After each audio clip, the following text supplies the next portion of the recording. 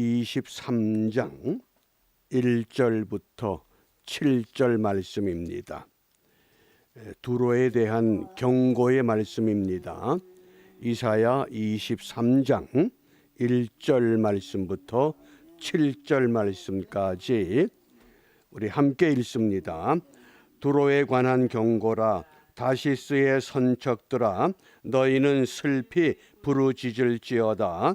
두로가 황무하여 집이 없고 들어갈 곳도 없음이요, 이 소식이 기띔 땅에서부터 그들에게 전파되었음이니라. 바다에서 왕래하는 시돈 상고로 말미암아 부요하게 된 너희 해변 거민들아, 잠잠하라.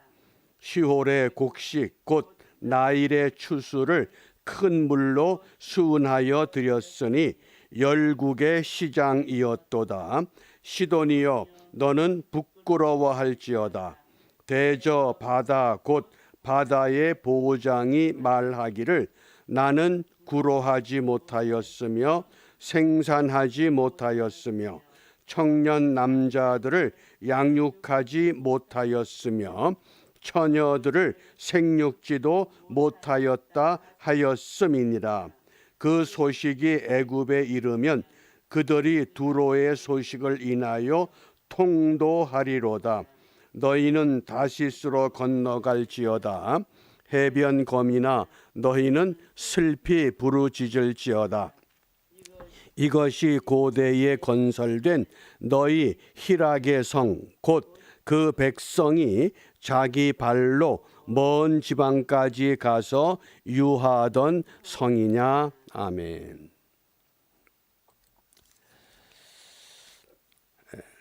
이 구약 39권 중에 예언서가 17권입니다. 17권의 예언서를 크게 둘로 구분합니다.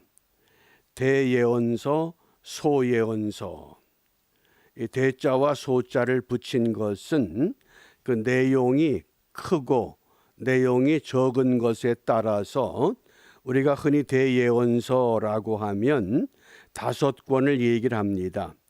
이사야, 예레미야, 예레미야애가 에스겔, 다니엘, 그리고 이제 나머지 12권을 소예언서라고 합니다.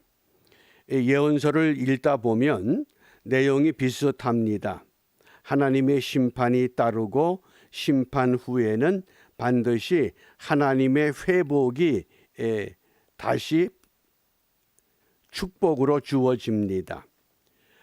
이러한 그 반복되는 내용 속에서 우리가 예언서를 읽어갈 때에 반드시 기억해야 할 것이 하나 있습니다. 그것은 목적이 하나입니다. 하나님의 의도를 깨달으라. 하나님의 마음을 파악하라. 하나님이 의도하신 것을 깨달으면 그것이 예언서를 바르게 읽는 믿음의 자세라고 하겠습니다. 그러면 오늘 이사야 23장을 통해서 하나님의 의도가 무엇인가? 하나님의 의도를 이해하기 위해서 우리 본문의 몇 가지 중요한 구절을 먼저 좀 소개합니다. 그 첫 번째가 1절입니다. 두로에 관한 경고다. 이 두로라고 하는 지역이 예수님 당시에는 항상 두로와 시돈 이렇게 함께 따라다닙니다.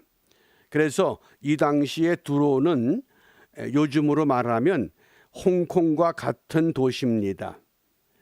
무역을 통해서 세계 경제를 주도하고 있던, 그리고 두로 지역의 주 생산품은 자주 옷감입니다. 당시는 염색업이 발달되지 않았기 때문에 뛰어난 염색 기술을 통해서 이 두로에서는 자주 옷감을 많이 생산하고 그것을 전 세계로 팔아서 무역의 활성화를 이루었던 도시입니다. 그래서 오늘 그 본문 7절에 보면 이 두로를 일컬어서 희락의 성, 기쁨의 성 이렇게 불렀습니다. 희락의 성, 기쁨의 성이 멸망하는 겁니다. 유대 역사가 헤로도투스라고 하는 유명한 역사가가 있습니다. 그 헤로도투스의 그 역사의 기록에 의하면 이 두로 성이 약 2700년 동안 지속돼 온 아주 견고한 성이라고 합니다. 그런데 이 성이 선지자 이사야를 통해서 멸망할 것이라고 하는 예언은 어느 누구도 믿기 어려운 예언이라고 합니다.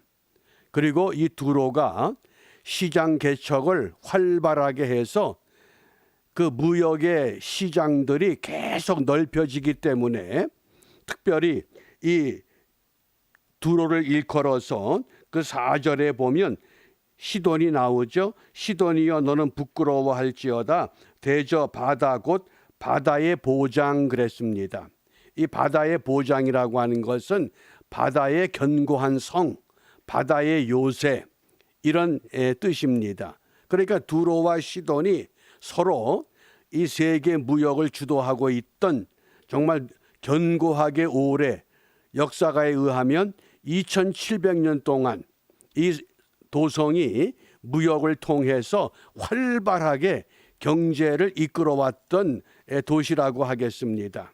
그런데 그 도시가 멸망한다고 말씀합니다.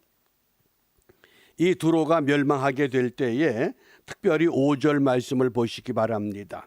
우리 5절을 함께 읽습니다. 그 소식이 애굽에 이르면 그들이 두로의 소식을 인하여 무엇하리로다? 통도하리로다. 크게 애통하겠다 그런 뜻입니다. 두로가 멸망하는데 애굽이 애통합니다. 그건 왜냐하면 애굽은 당시 최고의 곡물, 최대의 곡물 산지입니다. 애굽이 생산한 곡식들을 두로항에 가져와서 전 세계 여러 도시로 무역업을 활발하게 진행을 해왔습니다. 그런데 그 두로가 멸망하면 애굽의 경제도 같이 파산을 하게 됩니다. 그러니까 애굽도 크게 애통할 수밖에 없습니다. 통도하게 될 것이다. 이런 말씀입니다. 그러면 두로의 멸망을 통해서 하나님께서 오늘 이 시대를 살아가는 우리들에게 무엇을 말씀하시느냐? 과거의 사건으로 우리가 끝나버리면 하나님의 말씀은 오늘 이 시대를 살아가는 우리와는 전혀 관계가 없습니다. 우리는 지금 코로나 바이러스에 갇혀 있는 팬데믹이라고 하는 세상을 살아가고 있습니다. 이런 현실과 두로의 멸망은 어떤 의미가 있는가? 그러면 두로의 사건을 통해서 하나님의 의도를 깨달아야 합니다. 마찬가지로 우리가 팬데믹 세상에서 하나님이 의도하신 것을 깨달아야만 합니다. 그러면 그 말씀이 우리의 삶에 바르게 적용이 되고 우리 또한 하나님의 의도를 알았기 때문에 하나님의 뜻을 이루어 나갈 수 있습니다. 그러므로 이 이사야 선지자가 그 예언 활동을 했던 그 시대의 배경을 우리가 잠시 살펴볼 필요가 있습니다. 이사야 선지자는 대략 기원전 700년부터 638년 한 62년 동안 예언 활동을 합니다. 그 당시에 이사야 선지가 활동할 때에 북쪽 이스라엘은 아수르에 의해서 멸망합니다. 그것이 기원전 722년입니다. 그리고 이사야 선지자가 예언 활동을 할 때 남유다의 왕들이 3명이 통치를 합니다. 요담과 아하스와 히스기야입니다. 이미 밝혀 설명했던 것처럼 이사야 선지자와 예레미야 선지자는 왕궁의 선지자입니다. 통치자와 가장 가까운 곳에서 근접하여 왕에게 조언을 합니다. 그런데 이 히스기야 왕은 선지자 이사야의 조언을 잘 들었던 왕입니다. 그럼에도 불구하고 결국은 온전한 순종이 이루어지질 않습니다. 그러면 하나님은 그 주위에 아수르가 등장하고 바벨론이 등장하고 메대 파사가 등장해서 또 남은 유다를 괴롭힙니다. 이것이 하나님의 의도의 반복입니다. 징계하십니다. 심판입니다. 그리고 다시 회복하십니다. 축복입니다. 그러니까 징계와 회복, 심판과 축복, 이것이 반복되는 것이 예언서의 특징이요 성경의 골격이라고 하겠습니다.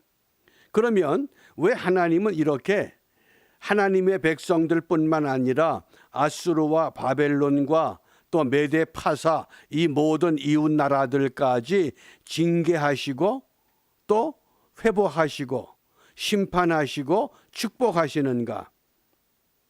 왜 그럴까요? 거기에 아주 중요한 교훈이 하나 있습니다. 그 까닭은 하나님은 사랑하는 자를 징계하신다 그랬습니다. 하나님이 사랑하지 않으면 절대 징계하지 않습니다. 우리가 코로나 바이러스라고 하는 이런 징계, 이런 심판 가운데 있습니다. 왜 하나님이 코로나 바이러스를 통해서 우리를 징계하고 우리를 심판하시느냐? 우리를 사랑하기 때문에. 그게 하나님의 의도입니다. 하나님의 의도를 깨달으면 어떻게 해야 합니까? 그 의도에 맞춰서 우리가 회복하면 됩니다. 그러니까 고난과 고통의 시기가 우리에게 닥쳐올 때 왜 나에게 고통과 고난이 나에게만 주어지느냐? 이것은 어리석은 신앙입니다. 고통과 고난을 통해서 하나님의 의도를 깨달으면 하나님이 바른 길로 순종하여 회복시키시기 위한 놀라운 계획을 우리가 깨달아야 합니다. 그러면 그것이 성경을 바르게 읽는 자세요, 또 예언서를 바르게 깨달아가는 과정이라고 하겠습니다. 그러니까 이 징계가 하나님의 채찍이라고 하는 것. 왜냐하면 징계는 다 받는 것이거늘 너희에게 없으면 사생자여 참 아들이 아니다. 우리가 주의 백성이 아니라고 하는 겁니다. 징계가 없으면, 심판이 없으면, 저주가 없으면 히브리서 12장 8절 말씀을 기억해 주시고, 이러한 하나님의 의도가 유다, 이스라엘, 아수르, 바벨론, 메대 파사, 오늘 이 시대를 살아가는 우리들에게만 적용된 것이 아닙니다. 하나님의 아들이신 예수 그리스도께도 이것이 그대로 적용이 되었다고 하는 것을 우리는 분명히 깨달아야 합니다. 우리 오늘 말씀을 좀 하나 찾겠습니다. 히브리서 5장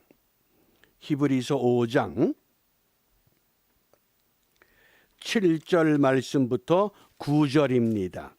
하나님의 의도가 어디까지 적용이 되는가? 히브리서 5장 7절부터 9절, 이 하나님의 의도, 징계와 회복, 심판과 축복, 저주와 온전케 되는 이 과정, 이것이 계속 반복되는 겁니다. 이것을 오늘 그의 아들이신 우리가 믿는 믿음의 대상이신 예수님께도 그대로 적용이 되었다고 하는 것을 기억해 주시기 바랍니다. 히브리서 5장 7절부터 우리 9절의 말씀을 함께 읽습니다.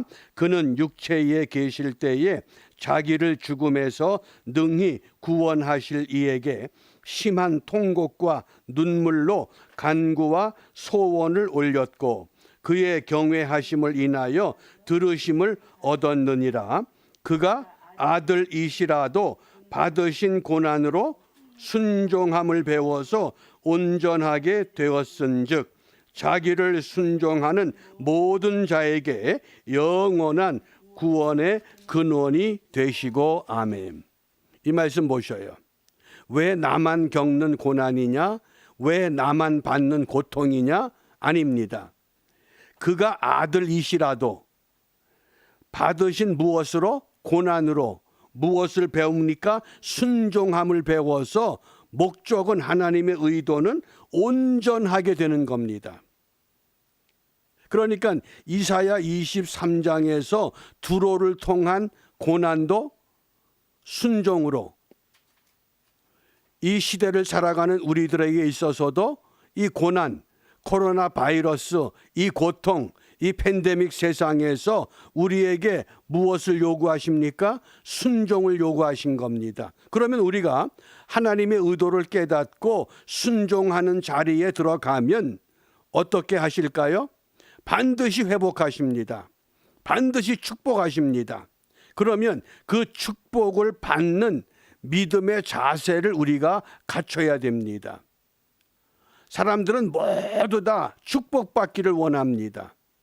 축복을 싫어하는 사람 없습니다. 그런데 문제가 어디에서 걸림돌이 되느냐? 축복받을 만한 자세, 축복받을 만한 신앙, 축복받을 만한 믿음의 단계로 들어가질 않고 축복을 기대하기 때문에 실망하고 좌절하는 겁니다. 그럼 오늘 이사야 23장에서 축복받는 믿음의 자세를 어떻게 교훈하시는가? 우리 이사야 23장 18절입니다. 이사야 23장 마지막 절 말씀, 이것이 오늘 이 메시지의 결론이기도 합니다. 23장 18절 말씀을 함께 읽습니다. 그 무역한 것과 이익을 거룩히 여호와께 돌리고 간직하거나 쌓아두지 아니하리니 그 무역한 것이 여호와 앞에 거하는 자의 배불리 먹을 자료, 잘 입을 자료가 되리라. 아멘. 이 말씀을 잘 기억하시기 바랍니다. 우리가 자본주의라고 하는 이 울타리에서 살아갑니다. 자본주의라고 하는 것은 돈이 없으면 어느 누구도 일상생활을 유지하기가 어려운 세상입니다. 지금 세계를 주관하고자 하는 이 신세계 자본주의라고 하는 것은 어느 나라가 주도권을 쥐고 세계의 모든 돈을 우리가 관리하겠다, 그런 뜻입니다. 그건 인간의 욕망이요, 인간의 탐욕입니다. 그런데 하나님께서 원하시는 의도는 그 무역한 것과 이익을 거룩히 여호와께 돌리고 하나님께 돌리라고 말씀하는 겁니다. 우리가 자본주의 속에 갇혀 살지만은 이 자본주의 속에서 어떤 삶을 살아야 되느냐? 물질이, 돈이, 자본이 우선이 아니라 하나님이 우선이라고 하는 것을 잊지 말라고 하는 교훈입니다. 우리가 이것을 잊어버리면 나도 모르게 자본주의 속에 묻혀서 환경에 묻혀버리고 맙니다. 절대 우리가 이 자본주의 속에 살지만은 자본주의에서 우리의 신앙의 목적은 하나님을, 여호와께 이익을, 무역한 것을, 물질을, 자본을, 돈을 거룩히 여호와께 돌리라. 그 몽골에서 사역하던 몽골의 선교사가 한 번은 이런 간증을 합니다.